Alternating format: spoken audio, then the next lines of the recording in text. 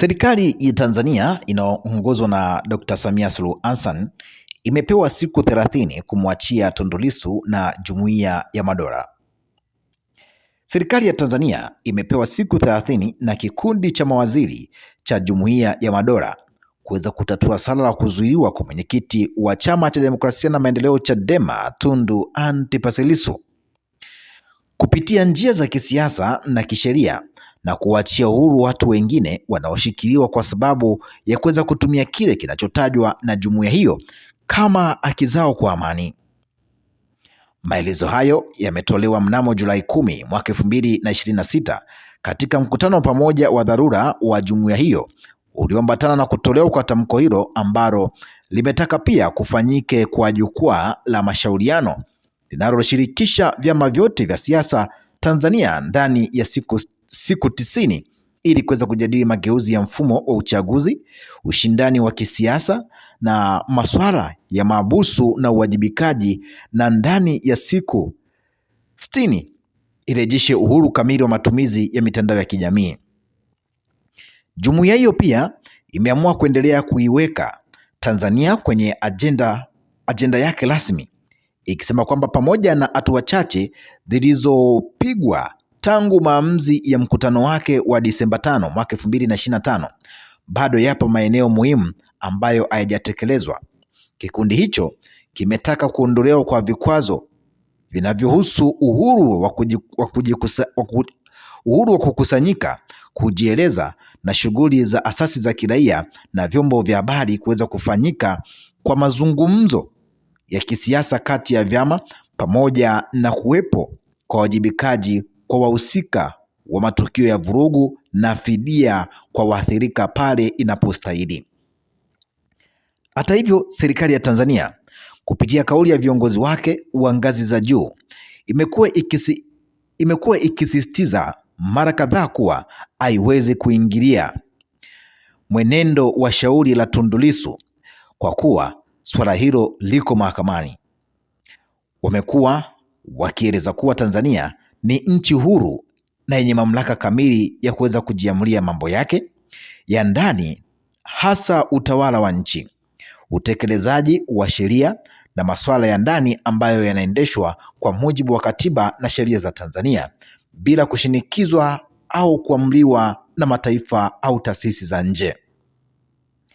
Tamko hili limejiri baada ya mkutano huo kuweza kupokea ripoti ya katibu mkuu wa Jumuiya ya Madola kuhusu ziara ya mjumbe wake maalum nchini Tanzania, Dr. Lazaro Chakwera, rais mstaafu wa Malawi, ya mwezi Aprili mwaka 2026. Wakati wa ziara hiyo, Chakwera alikutana na Rais Samia Suluhu Hassan, viongozi wa serikali na viongozi wa vyama vya siasa, wawakilishi wa asasi za kiraia, viongozi wa dini, tume ya uchunguzi ya matukio ya wakati na baada ya uchaguzi wa Oktoba 29 pamoja na wadau wengine, bila kumsahau Mheshimiwa Tundu Antipas Lissu. Jumuiya hiyo imekubali kwamba kukutana tena kwa dharura mnamo mwezi Septemba mwaka 2029 kuweza kupokea ripoti ya maendeleo kutoka Tanzania.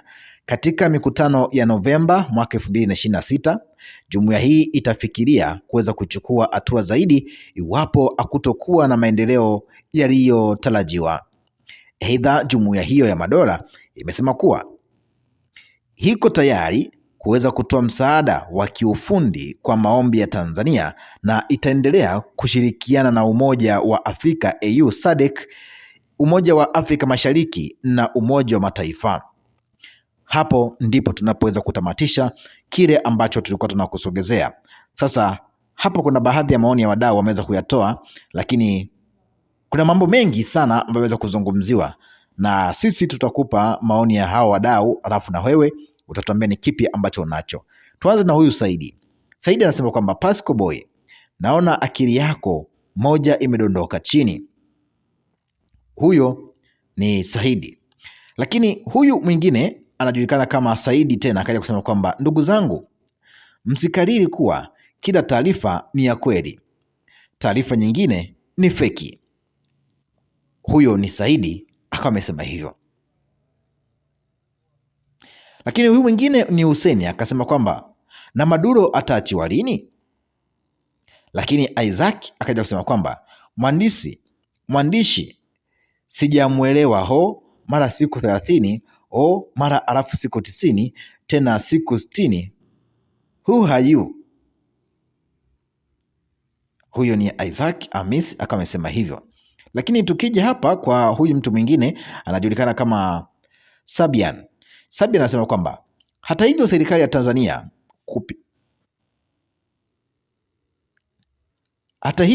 Tanzania kupitia kauli za viongozi wake wa ngazi za juu imekuwa ikisisitiza mara kadhaa kuwa haiwezi kuingilia mwenendo wa shauri la Tundu Lissu kwa kuwa swala hilo liko mahakamani.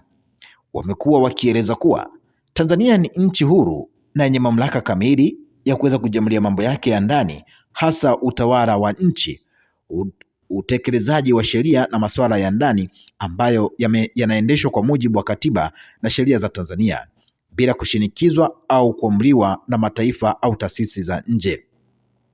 Huyu ni Sabian akawa amenukuu kipande cha kile ambacho kilikuwa kimeongelewa katika ile habari yenyewe. Lakini tukija kwa Pasco Boy hapa, Pasco Boy anasema kwamba Trump utusaidie uungane na Jumuiya ya Madola hata kwa njia ya kuweza kutufiatulia makombora, tupo tayari, bora tufe kuliko kunyanyaswa na Samia na CCM yake. Huyo ni Pasco Boy akawa amesema hivyo. Lakini mwingine hapa akaja kusema kwamba ukoloni hautoisha Afrika, hata Haji Lissu atatawala na kuweza kufanya maamuzi kulingana na wanavyotaka wao. Wataendelea kuchota rasilimali na kutukontrol, cause ndo maisha tuliyopangiwa. Nchi karibia zote za Afrika bado zinaendelea kutawaliwa kwa ukoloni mamboleo, yani ni kama hatujitambui. Huyo ni Bakir Abubakar akawa amesema hivyo. Lakini tukienda kwa mtu mwingine hapa wa mwisho ni Fadhili anasema kwamba kama hawataki kukaa mezani tuongee na maridhiano hawayataki, tuwafanyeje? Na hawa viongozi wanaokataa maridhiano wana maslahi huenda na Lissu kukaa jela, pesa za tone na kadhalika. Wanaona akitoka fursa hii wataikosa. Huyo ni Fadhili ameweza kusema hivyo. Lakini Fadhili akaja kujibiwa hapa na Ignas akasema, asa unachoongea ni sahihi. Heche hatamani hata kidogo Lissu atoke jela. Heche anabumunya fedha nyingi za Chadema na angetamani aendelee kukaimu wenyekiti kwa kipindi chote cha miaka yote mitano. Wanachadema wengi hawamjui Heche vizuri, ni choli wa hali ya juu. Sasa naomba nimjibu bwana Ignas, kwa sababu hili swala tumeshaongea hapa kwamba swala la Tundu Lissu kuachia, na serikali yenyewe imesema kwamba haiwezi kaingilia swala la Tundu Lissu kuachiwa. Sasa nyie ambavyo hamna akili na mmekuwa mkipewa agenda nyie mnaruka nazo, naongea na bwana Ignas na mtaja jina lake leo, anaitwa Ignas Kibodia. Ignas Kibodia anasema kwamba Heche anafurahia Tundu Lissu au ataki Tundu Lissu atoke jela. Sasa Heche ana mamlaka gani ya kuweza kumtoa Tundu Lissu jela? Heche ana mamlaka gani ya kuweza kumtoa Tundu Lissu jela? Tumieni akili hata kidogo mliopewa, hiyo akili ya kuendea msalani. Tumieni hata hiyo kidogo mliopewa ya kuendea msalani, ili msije mkajaribia kwenye nguo zenu. Tumieni hiyo kidogo, fikirieni tu kwamba Heche ana uwezo gani wa kumtoa Tundu Lissu jela. Na tumeshaona hapo serikali na viongozi mbalimbali wa juu wamesema kwamba Tanzania ni nchi huru, haiwezi kaingilia kesi ya Lissu kwa sababu iko mahakamani. Viongozi wa serikali, polisi waliomkamata, polisi wako chini ya nani? Polisi, vyombo vyote vya dola viko chini ya Amiri Jeshi Mkuu Rais Samia Suluhu Hassan. Waliomkamata, mahakama na muhimili unaojitegemea inavyojulikana, lakini sio kwa hapa Tanzania. Sasa wewe unapokuja kusema kwamba bwana Heche anafurahia Tundu Lissu kukaa jela, unakuwa una akili.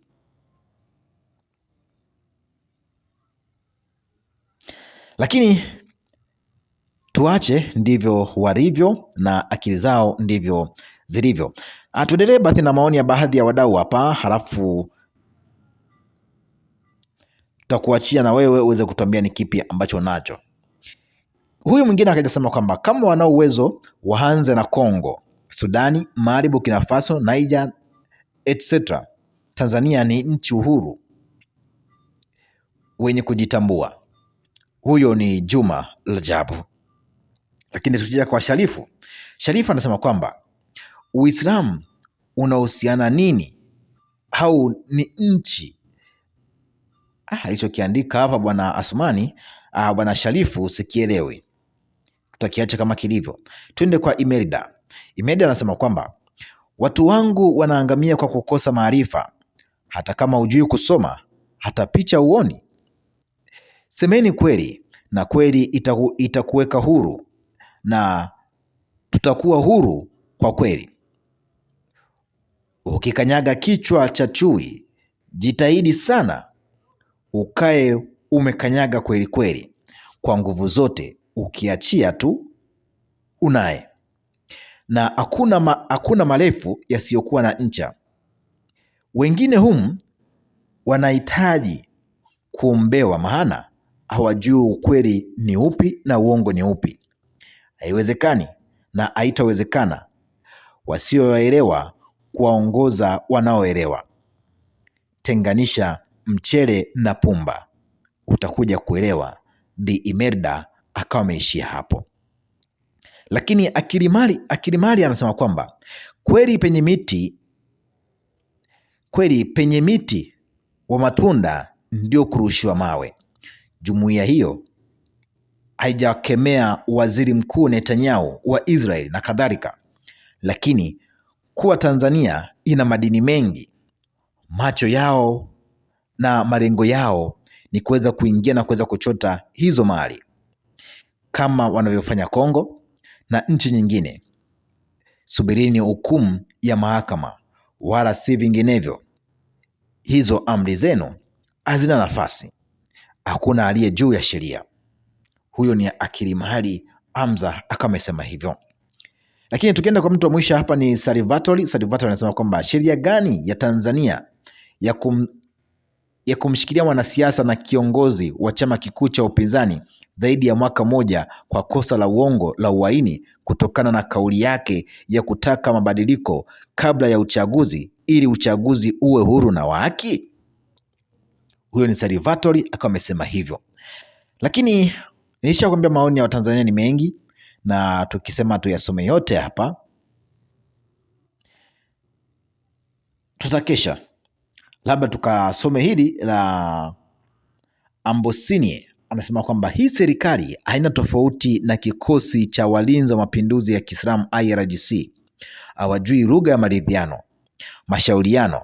Tunaomba jumuiya ya Ulaya ichukue hatua kali kuinusuru Tanzania yetu. Mzee Jaji Warioba, mzee ulimwengu, walishauri sana kabla ya Oktoba 29 mwaka 2025, walipuuzwa na kuwakebei. Heti wanadai swala la Lissu lipo mahakamani. Nani alipeleka kama sio jamhuri? Nani aliondoa kesi ya ugaidi ya Mbowe kama sio jamhuri? Bravo Lissu, mpigania haki kwa Watanganyika. Huyo ndiye ameweza kutufungia komenti zetu. Tunaliacha kwako wewe mtazamaji na mfuatiliaji wetu uweze kutuambia ni kipi ambacho unacho. Tukutane wakati mwingine na wasaa mwingine.